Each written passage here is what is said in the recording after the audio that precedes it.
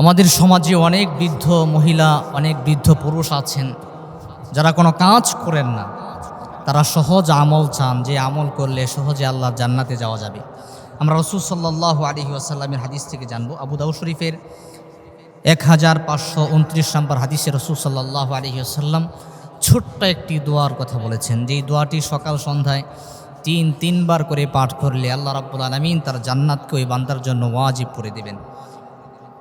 আল্লাহর হাবিব সাল্লাল্লাহু আলাইহি ওয়াসাল্লাম বলছেন, রাদিতু বিল্লাহি রাব্বান ওয়া বিল ইসলামি দীনান ওয়া বিমুহাম্মাদিন নাবিয়্যান ওয়া রাসূলা। আল্লাহর হাবিব সাল্লাল্লাহু আলাইহি ওয়াসাল্লাম জানালেন, আমার কোন উম্মত যদি প্রতিদিন ফজরের নামাজের পরে 3 বার করে এই দোয়াটা পাঠ করে এবং মাগরিবের সালাতের পরে 3 বার এই দোয়াটা পাঠ করে, আল্লাহ রাব্বুল আলামিন তার জন্য জান্নাতকে ওয়াজিব করে দিবেন। সহজ একটি আমল, ছোট্ট একটি দোয়া, রাদিতু বিল্লাহি রাব্বা ওয়া বিল ইসলামি দীনা ওয়া বিমুহাম্মাদিন সাল্লাল্লাহু আলাইহি ওয়াসাল্লাম নাবিয়্যা। এত সুন্দর দোয়া রাসূল সাল্লাল্লাহু আলাইহি ওয়াসাল্লাম শিক্ষা দিলেন, যেটার অর্থটাও অনেক সুন্দর।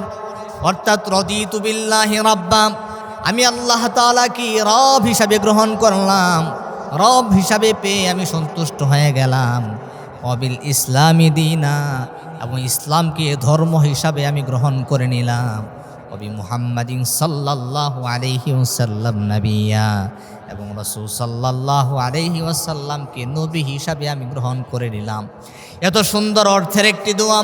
এই ছোট্ট দোয়াটি যদি সকালবেলা 3 বার আপনি আমি আমল করতে পারি এবং মাগরিবের পরে 3 বার আমরা আমল করতে পারি, রাসূল সাল্লাল্লাহু আলাইহি ওয়াসাল্লাম জানায়া দিলেন, রাব্বুল আলামিন সেই উম্মতের জন্য আল্লাহর জান্নাতকে ওয়াজিব করে দিবেন। সুবহানাল্লাহ।